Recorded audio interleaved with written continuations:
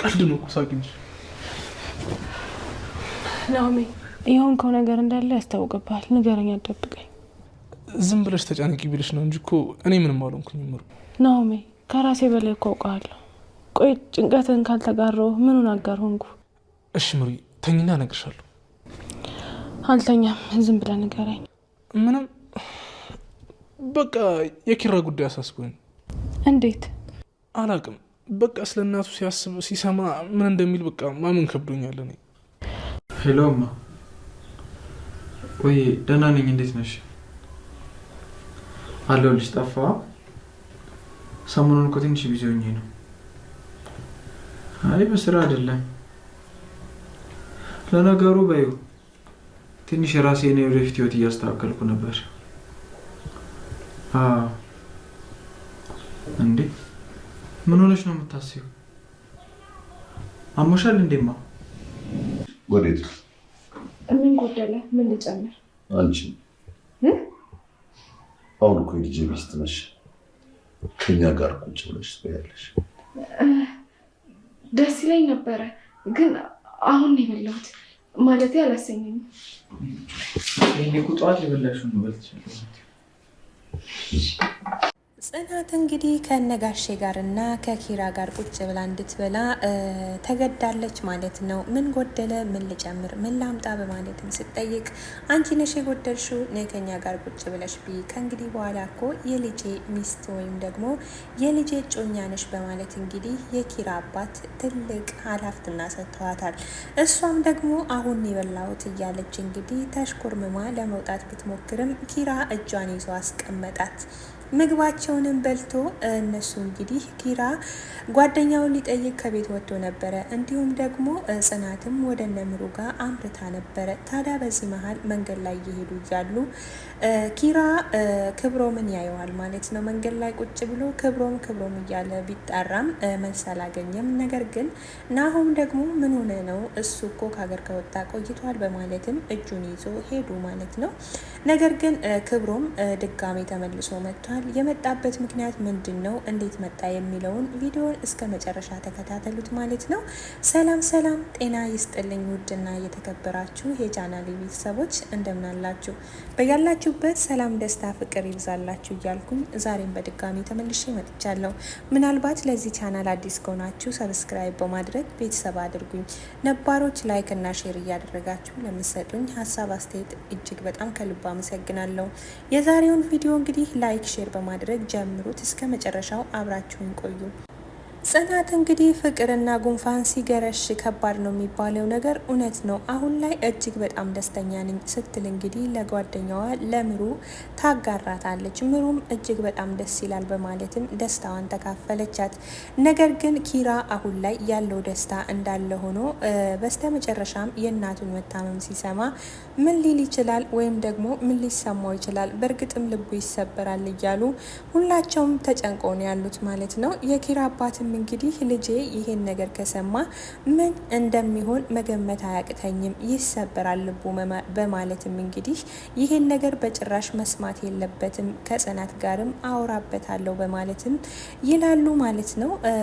ታዲያ ዛሬ ጽናትና ኪራ እንዲሁም ደግሞ የኪራ አባት አንድ ላይ ምግብ እንዲበሉ የኪራ አባት ከእንግዲህ በኋላ የልጄ እጮኛ ነሽ ከኛ ጋር ነው የምትበዩ በማለትም እንግዲህ እሷም ተሽኮርምማ አረበቃኝ በማለትም ቆይቻለሁ በልቻለሁ በማለት ብትልም ነገር ግን ደግሞ እንድትበላ ተገዳ ከነሱ ጋር ቁጭ ብላ ምግቡን በልታለች ማለት ነው።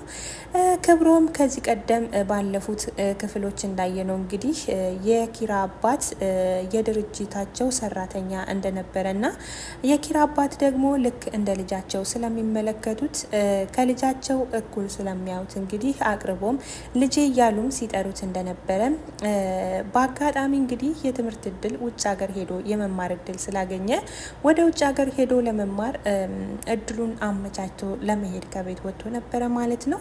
እዚሁ ኪራ ጋር መጥቶም ከኪራ ጋርም ተጋጭቶ ነበረ። ምክንያቱም ጽናት በዛን ሰዓት እጅግ በጣም ከባድ የሆነ ሀዘን ውስጥ ስለነበረች ለሷ ሲል እንግዲህ ኪራን ተናግሮት ከኪራ ጋር ተጣልቶ ነበረ ማለት ነው። ዛሬ እንግዲህ ኪራ ሳየው እጅግ በጣም ተደናግጦ ነበረ። ነገር ግን የኪራ አባት ሁለቱንም በማስታረቅ ክብሮም በድጋሚ እዚህ ቤት እንደሚቆይና እዚህ ቤት መቆየት እንዳለበት ለኪራ አስጠንቅቆ ነገረ። ኪራ ደግሞ ጭራሽ አይሆንም ከዚህ ቤት ጥርግ ብሎ ይውጣ በማለትም እንግዲህ ውሳኔውን ወስኖ ነበረ። ነገር ግን ጽናት አይሆንም በማለትም ኪራን አስተካክለው ማለትም እዚህ መቆየት አለበት ቢያንስ የተዘበራረቀ ህይወቱ እስኪስተካከልለት በማለትም እንግዲህ እንድቆይ አስፈቅዳለታለች ማለት ነው። እሱም መጥቶ ሀሳብ ቀይራ ያለው አሁን ከእንግዲህ በኋላ እስከፈለከው ጊዜ መቆየት ትችላለህ በማለትም እንግዲህ ፈቅዶለታል ማለት ነው።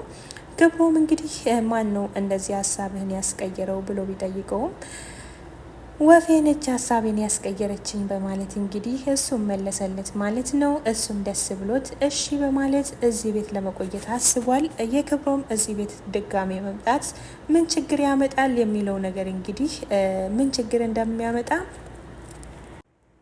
እንዲሁም ደግሞ ጽናትና የጽናት ጓደኛ ሰኒ እንግዲህ ግራ ተጋብተው ሲያወሩ ነበረ። ጽናት አውርታ ከጨረሰች በኋላ ክፍሉን ለቃ ወጣለች። በአጋጣሚ ደግሞ ክብሮም መጥቶ ነበረ።